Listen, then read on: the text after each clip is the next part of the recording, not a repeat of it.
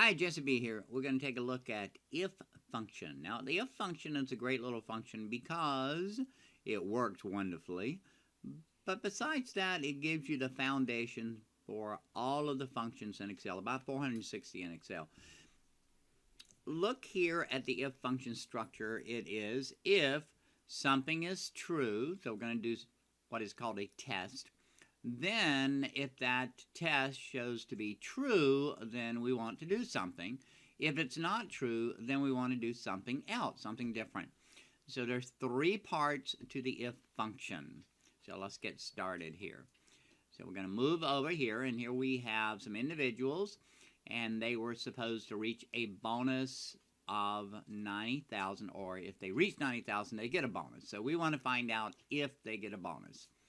So we would start our if function with if, open parentheses. Now notice logical test. So the logical test is, did this person with their amount, is that amount equal to or greater than 90,000? We want to put in 90,000 here.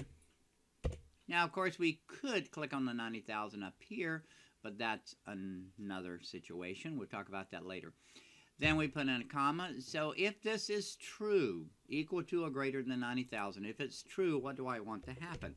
Well, I want the word bonus to show up in the formula, and that's where we type the word bonus in double quotes. And then if it's not, we want to type in no bonus for that individual.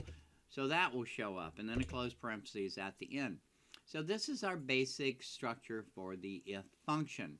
We check it off. We see that it's a bonus. We grab the autofill. We drag down to complete the formula. You can also double click on the autofill. And let me undo that, and I'll show you how that works. You just double click, and it fills the formula all the way down. So it works great, easy for an if function. Have a great day.